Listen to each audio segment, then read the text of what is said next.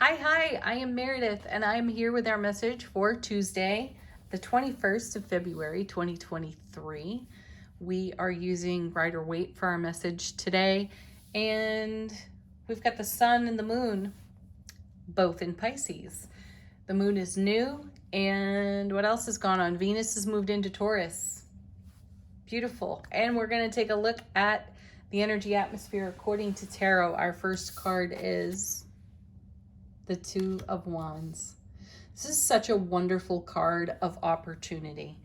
And an angel answers yesterday for Monday's reading. We had abundance and we had opportunity, if I recall correctly. So where are we going now with this world of opportunity? Oh, I'm hearing Guns N' Roses. Where do we go now? We've got the world in our hands, and we're stepping across new thresholds. And where is it taking us? Wow. Right into the world card. How amazing is that? Whoa. This is a card of reward of our investment. What a great connection to Monday's reading as well, because we were feeling quite ready to share what we have been nurturing in our hearts. And by nurturing, I mean every ounce of investment we have put into what we love, what we are passionate about, how we show up and how we are being met in the world. And in today's reading, I feel like we're picking up where we left off in yesterday's reading, and we are discovering, contemplating, and exploring all the reward that's showing up for us on our foundation at this time. And it's showing up for us because of everything that we have put into it. Now, we are forever having a conversation with the divine all, and we get reminded often to check ourselves. What's our inner dialogue like? Is there more that we can consider? We ask to be shown. And I feel that these cards here are a culmination of all of that consideration. That's what it is to nurture something you're passionate about. That's what it is to be disciplined. And by disciplined, I mean to be a disciple of what you are passionate about. It results in the World card, which is the final major arcana card before it resets to the Fool. We go back to the beginning and we start to explore a whole new level, layer, depth of what we're passionate about. So we're reaping the rewards as we cross new thresholds and step through gateways of opportunities that we have nurtured into being through our conversation with the divine all. Wow, right? Let's see what's next. Oh, beautiful. Here's the Nine of Wands. And sometimes this is what it feels like. We feel a little bit worse for wear for all of the investment. This is a card, though, that encourages us deeply to keep going. Don't stop now. We are all at varying degrees of fulfillment with the things that we are passionate about in our lives. And at times, some of the experiences look like the Nine of Wands here. We can feel like something is just out of reach, or that the amount of investment isn't equating to the amount of reward. If ever there's a card that says hang in there, this one is it. So do. And coming with it is the Fool. Because you are closer than you realize.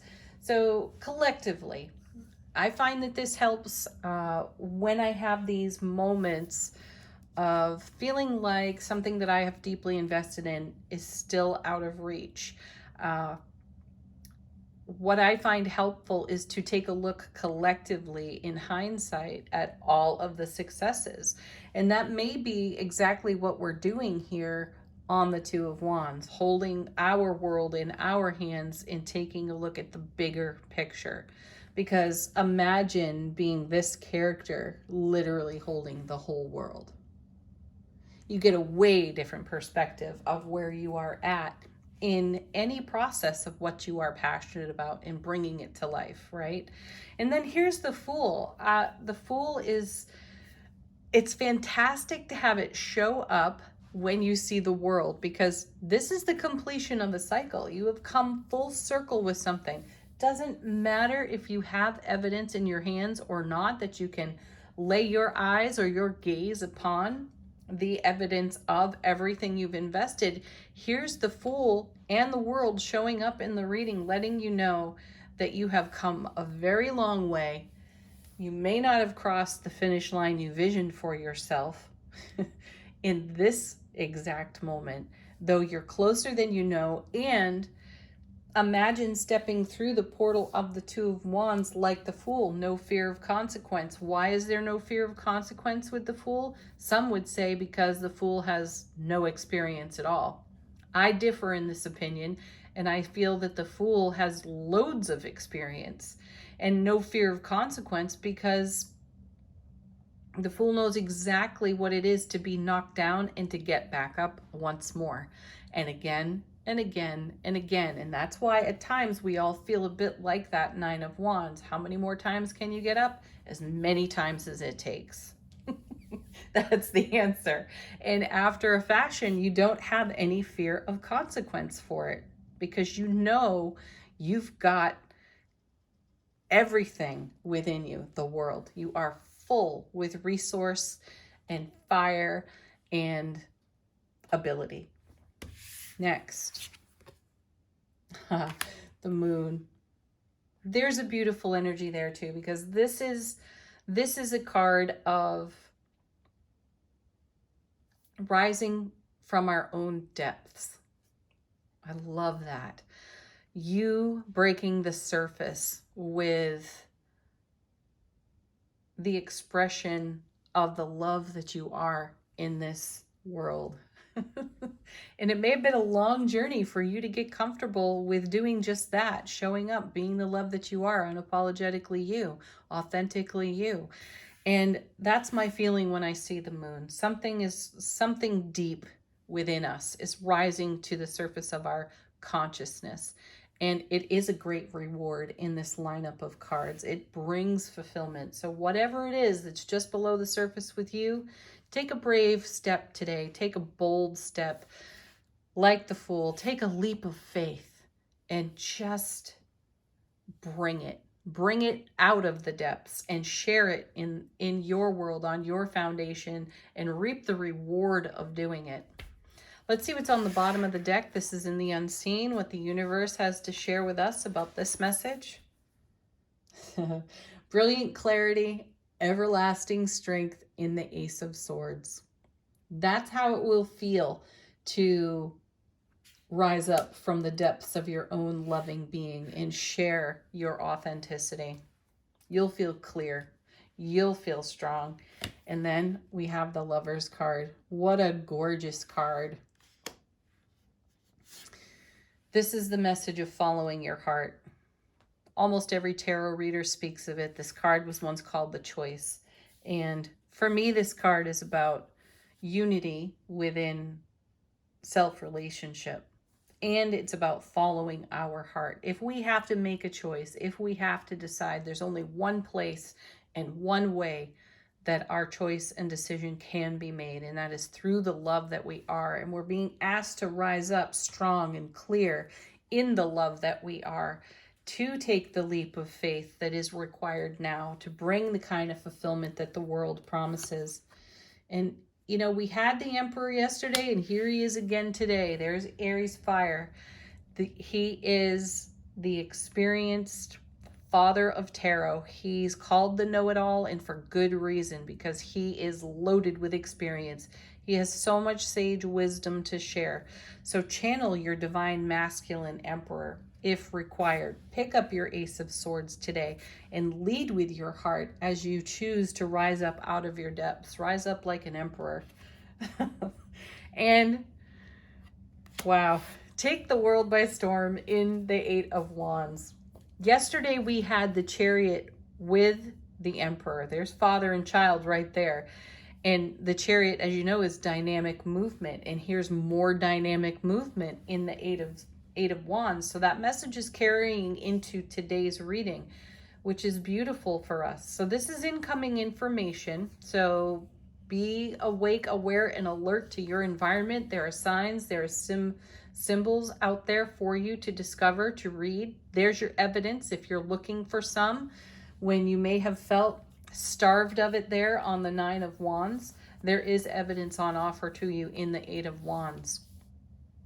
This is also a great unity card. This is how energies are woven together. And with the Lovers on the table, this becomes a much more profound message for us. Things are coming together.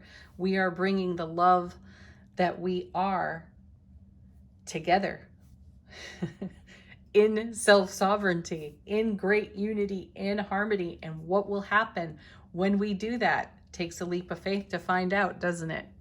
All right, let's go on to angel answers. Get confirmation from these cards.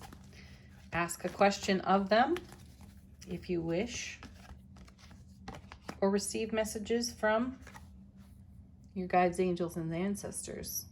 Trust yourself. Yes, you've come this far in your journey, and while not every moment is an ideal moment, you can trust yourself because you've created this kind of atmosphere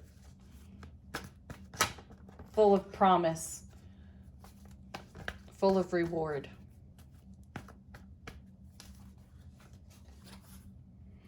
Because you chose to be happy, and choosing to be happy makes big changes, doesn't it?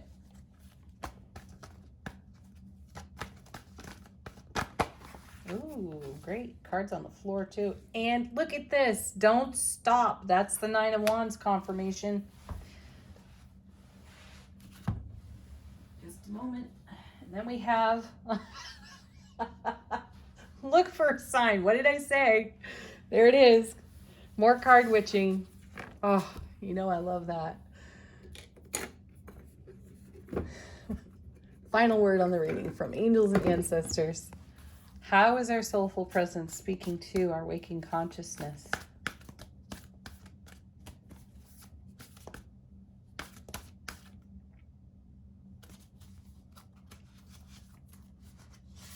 We have